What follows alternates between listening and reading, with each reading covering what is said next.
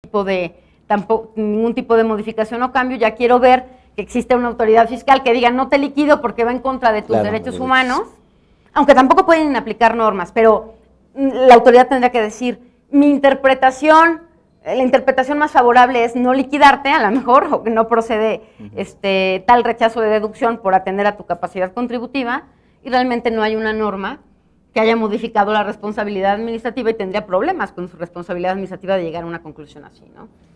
Seguramente esa serie de cambios pues implicarán muchísimo interés por parte de cada autoridad, la que en la práctica lleva a cabo esos actos, ¿verdad? Y sobre todo pues la apertura y el querer respetar esos derechos, aunque también sin llegar a abusos como tal, ¿no? ¿Hasta qué punto la autoridad puede renunciar por no violentar un derecho humano a su función primigenia, que es recaudar per se, ¿no? Como tal. De hecho, el artículo 1 de la ley del SAT dice que es función del Servicio de Administración Tributaria aplicar la legislación fiscal y aduanera de manera proporcional y equitativa para favorecer la recaudación, pero es aplicar la legislación. Claro. Realmente no hay un cambio competencial que incluya o que incorpore este artículo 1. El artículo 1 obviamente le obliga al SAT, el artículo 1 de la Constitución le obliga al SAT, sin necesidad de que haya un cambio en su ley orgánica. Sin embargo, el artículo 1 es muy escueto. ¿Cómo va a poder el SAT dentro de su competencia, promover, respetar, proteger y garantizar los derechos humanos de conformidad con los principios de universalidad, interdependencia, indivisibilidad y progresividad? Me cuesta trabajo. Luego, de hecho, dice, bueno, pues, la autoridad tiene que investigar y sancionar y reparar una violación a un derecho humano conforme la ley secundaria lo establezca. Todavía no hay ley secundaria. No sale la ley de amparo o a lo mejor sale una ley específica en este párrafo respecto a cómo las autoridades van a proceder en el momento en que observen que hay una violación al derecho humano de un particular, en este caso de un contribuyente, y cómo lo van a reparar, ¿no? Es sumamente escueto este artículo, este párrafo 3 del artículo 1 de la Constitución. Sin lugar a dudas, el cambio constitucional de pasar de garantías individuales a derechos humanos, yo creo que tiene muchas consecuencias que todavía no se ven, incluso todos sus efectos, ¿no? Como tal, no sé si coincide. Que de hecho se sigue hablando de garantías, y es un punto interesante. ¿Cuál es la diferencia entre una garantía y un derecho humano? La más común o la más normal es que la garantía constitucional es el mecanismo de defensa o la herramienta que protege un derecho humano, ¿no? El derecho humano son los derechos fundamentales del hombre. En sí, las garantías que están en principio de los artículos 1 a 29 y que la propia Corte ya reconoció que el artículo 31 también que contemplan las garantías tributarias también constituyen garantías individuales, todas esas garantías individuales lo que hacen es tutelar o proteger derechos humanos, ¿no? ¿Qué derechos? Derecho, con el de la vida no me voy a meter porque pareciera que no está tan claro, ¿no? Pero derecho a la libertad, derecho a la propiedad, derecho a la libertad, o sea, la libertad de expresión, asociación, en fin, ¿no? Sí. Petición. Entonces, vaya, se habla de derechos humanos dándole obviamente ya un interés primigenio que no tenía, pero sin dejar de lado la garantía, precisamente para que no se... Estamos hablando de derechos humanos y esto es una garantía, ¿no? Claro, muy bien. Se ha tocado, Patricia, el tema también del control de la convencionalidad. ¿Nos podrías profundizar un poco en ese sentido? ¿En qué consiste? Sí, creo que también es un tema interesante. ¿Cuál es el control de convencionalidad? Y esta es una interpretación que yo hago. Control de constitucionalidad es verificar que un determinado acto de autoridad o una ley respete la Constitución. Conforme a la ejecutoria del caso Radilla y al artículo 1 de la Constitución, ya no es suficiente el control de constitucionalidad, sino que también existe un control de convencionalidad. ¿Qué es ese control de convencionalidad? Ver si un acto o una norma respeta los derechos humanos contenidos en un tratado o convenio. Por eso se les llama convencionalidad. Entonces, por ejemplo, en este caso Radilla, ¿cuál fue el control ¿Hubo control de convencionalidad? Pues en principio sí, porque lo que se quería ver era que los actos realizados en contra de Radilla Pacheco no violaran los derechos humanos consagrados en una convención. ¿En qué convención? En el Pacto de San José, en la Convención Americana de Derechos Humanos. Entonces, este control de convencionalidad obliga no solamente a revisar si un acto de autoridad, una norma viola la Constitución, sino a revisar si se viola algún derecho humano que pudiese estar tutelado en una convención o tratado internacional. Este es el punto, ¿no? Concretamente, en materia fiscal, ¿qué convenciones podríamos llegar a aplicar? Tener cuidado sobre ellas. De hecho, ese es un punto importantísimo. No es lo mismo, evidentemente, la Convención Americana de Derechos Humanos, que su propio nombre lo dice, o la Declaración de Derechos Humanos, la Declaración de Derechos Humanos adoptada por la ONU, precisamente por la Declaración Universal de Derechos Humanos, precisamente por la que se fundó la ONU. Surge, claro. La que surge la ONU. No es lo mismo hablar de un tratado internacional para evitar la doble tributación. Aquí yo creo que la primera trampa ante la que nos vamos a encontrar es que no va a faltar el listo el que diga, espérame, aquí me están diciendo que yo proteja un derecho humano contemplado en un tratado. Y la pregunta es, ¿un tratado para evitar la doble tributación contempla derechos humanos? Ahí va a haber una serie de controversias, yo creo que académicas, y en el foro impresionantes, y en la práctica también. Les puedo adelantar que hay tratadistas internacionales, uno muy famoso llamado Philip Baker, que dice que, de hecho tiene un libro que se llama Tributación y Derechos Humanos, y que dice que en el fondo, obviamente, la tributación o todas las garantías que protegen al contribuyente tutelan un derecho humano, o derechos humanos. ¿Qué derechos humanos? Los de propiedad y los de libertad. Pues que al final del día sí son derechos humanos. Hay una distinción también si es del primer orden, dentro del primer orden está la vida, la libertad, y hay en España creo que lo ponen hasta el quinto orden, ¿no? Pero sigue siendo un derecho humano. Entonces, también es una discusión importante. ¿El tratado para evitar una doble tributación tutela derechos humanos o no los tutela? ¿Cuáles son las finalidades de un tratado internacional para evitar la doble tributación? Tres principales. Evitar la evasión, la doble imposición, precisamente por eso surgen, para que un determinado contribuyente no pague lo mismo sobre un mismo objeto en México y en otro país, no pague el mismo impuesto en México o en otro país, o sea, evitar la doble imposición y favorecer el intercambio de información. Entonces, si en principio lo que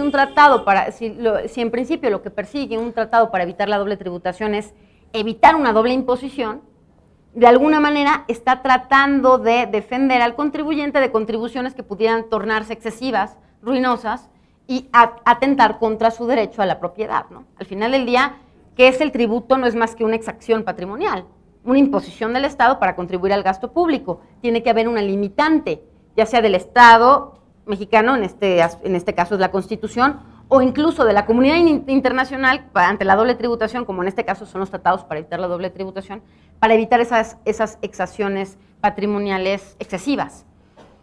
Si son derechos humanos o no, yo creo que amerita no una hora, sino un curso, y va a haber posturas en pro y en contra, ¿no? Entonces, en consecuencia de la forma en la que se sepa defender esto, ¿podremos o no acatar que la convencionalidad aplica a los tratados internacionales o no? ¿Cómo lo orientemos también? Puede ser un poquito, Patricia, ¿cómo lo oriente yo para que sepa que puede ser tomado como dentro de la convencionalidad? Si yo fuese autoridad fiscal, que obviamente yo soy más bien defensora del contribuyente, si yo fuese autoridad fiscal, lo que diría es, ok, Corte, tú resolviste que el control de convencionalidad implica que yo como autoridad vigile y preserve que a un particular no se le vulnere un derecho humano contemplado en un tratado o convención. Eso sin duda estoy obligado. Sin embargo, los tratados para evitar la doble tributación no contemplan derechos humanos, por lo tanto, yo no estoy metido dentro de ese control de convencionalidad. Correcto. Sin embargo, sí quiero hacer la aclaración que no puedo decir el nombre porque fue fuera de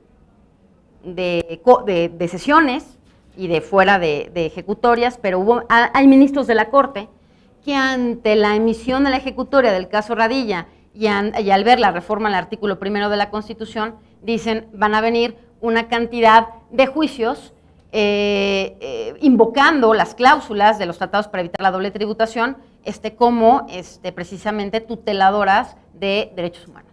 De alguna manera este ministro o estos ministros lo han aceptado fuera de sesión. Eso no significa que en la sesión vayan a concluir lo mismo, pero se los apunto para que vean que sí existe quien considera, no solamente tratadistas es fácil mencionarlos, sino dentro de México, propios ministros consideran que los tratados para evitar la doble tributación contienen o tutelan derechos humanos, y ahí sí estaría tanto el Tribunal Fiscal como en términos del artículo 1, como las autoridades fiscales en el ámbito de sus competencias, control de convencionalidad, ¿no?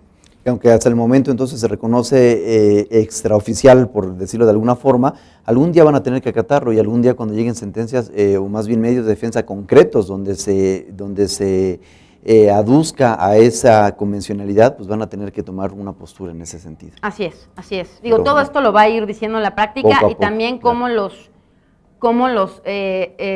litigantes, los contribuyentes lo vayan manejando también. Si bien el control de convencionalidad y el control difuso es ex oficio, o sea, las autoridades o los tribunales de motu propio, también es cierto que pues obviamente los litigantes lo vamos a utilizar y lo vamos a invocar y vamos a decir, oye, la autoridad fiscal debió haber tutelado este derecho humano y no lo hizo, ¿no? Claro.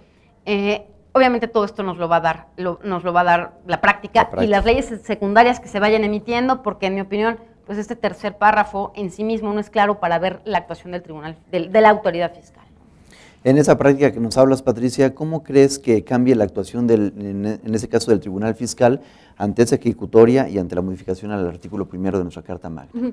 El Tribunal Fiscal sí tenía la posibilidad de ver que si un acto de autoridad respetaba o no un tratado para evitar la doble tributación.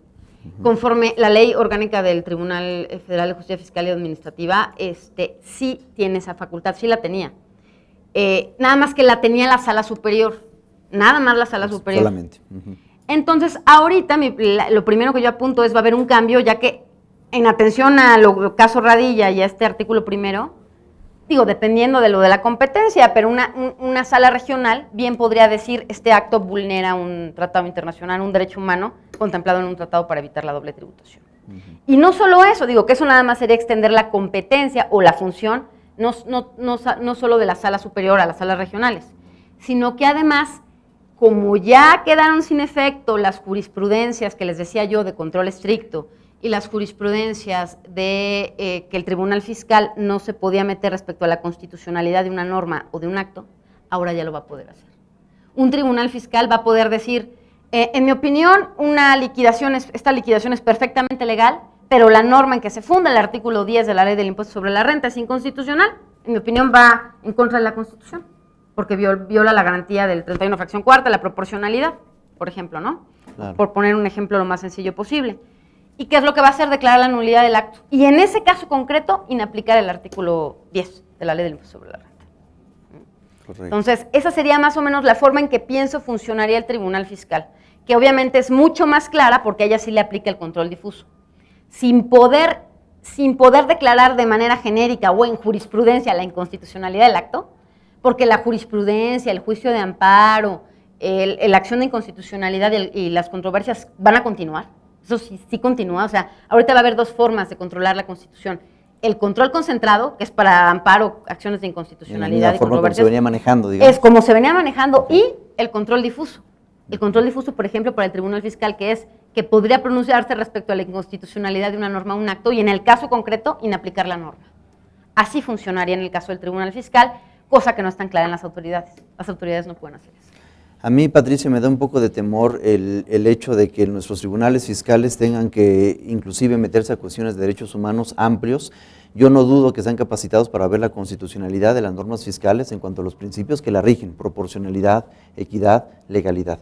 ¿Hasta qué punto tienen esa preparación de ampliar su punto de vista a derechos humanos en general, que aunque son evidentemente intrínsecos a la naturaleza humana, la preparación técnica, el ámbito de su competencia, lo tendrán, a tu parecer? No solo eso, no solamente son legalidad, proporcionalidad y equidad, ojalá lo fuera. Sí, en un también está acceso a la justicia, ¿no? Claro, derecho a la información, hay una serie de derechos, exactamente.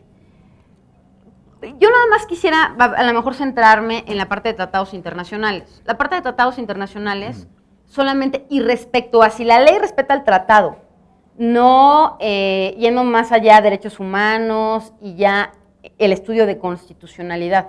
Evidentemente el análisis de legalidad, ley versus tratado para evitar la doble imposición solamente era para la sala superior, solamente para la sala superior. Entonces, la especialización está concentrada en la sala superior, ya no en las salas regionales. Correcto. Y la materia de constitucionalidad, pues obviamente no la tienen, ¿no?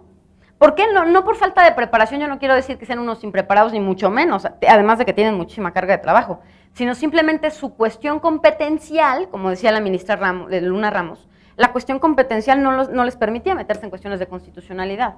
Entonces, para que el control de constitucionalidad difuso y el control de convencionalidad de verdad surtan efectos, tiene que haber, y esa es mi primera conclusión, tiene que haber una preparación impresionante.